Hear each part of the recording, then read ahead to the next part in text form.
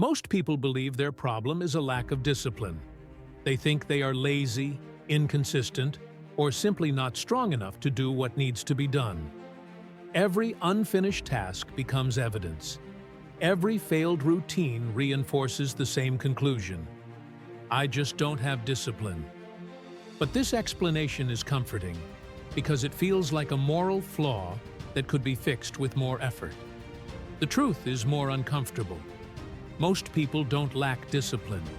They lack direction. Discipline is not something you summon out of nowhere. It is not a personality trait that some people have and others don't. Discipline is a response to clarity. When direction is clear, discipline follows naturally. When direction is absent, discipline feels impossible. You can force yourself for a while, but eventually the effort collapses under its own weight.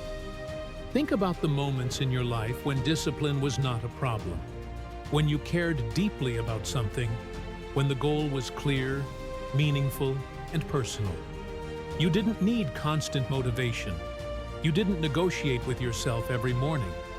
Action felt obvious. What changed was not your character. What changed was your direction. Modern life makes this confusion worse. We are surrounded by endless advice about habits, routines, and productivity systems. Wake up earlier. Optimize your schedule. Build better discipline. But very little time is spent asking the more difficult question. Disciplined toward what? Without an answer, discipline becomes mechanical. You are moving, but you don't know why. And movement without meaning quickly turns into exhaustion.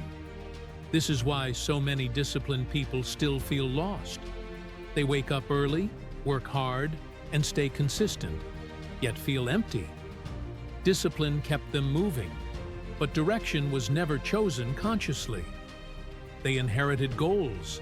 They chased expectations. They optimized a life they never questioned. Over time, discipline turns into resentment. Direction is not a detailed life plan. It is not certainty about the future. Direction is knowing what matters enough to justify effort. It is a sense of orientation, a reason to endure boredom, discomfort, and delay. Without that reason, discipline feels like self-punishment. With it, discipline becomes self-respect. Philosophers understood this long before modern productivity culture existed. Aristotle believed action must be guided by purpose. Nietzsche warned that those who lack a why become slaves to routine. Even the Stoics emphasized choosing one's values before demanding self-control. They did not ask for discipline in a vacuum. They demanded alignment. If you constantly struggle with discipline, the problem is not that you are weak. The problem is that you are forcing yourself forward without knowing where you are going. Your mind resists because it senses the incoherence. Resistance is not always laziness. Sometimes it is intelligence refusing to cooperate with a directionless life. The solution is not more pressure. It is clarity. You don't need a perfect answer. You need an honest one. What are you aiming at? What are you willing to suffer for?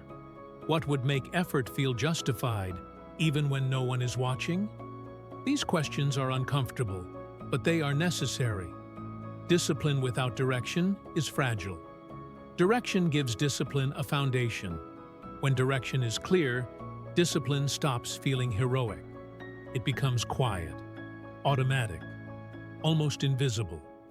You no longer need to constantly convince yourself to act. Action makes sense. And when action makes sense, consistency follows. If you enjoy reflections that challenge comfortable explanations and replace them with clearer ones, this is what this channel is about. This is The Thinking Reader.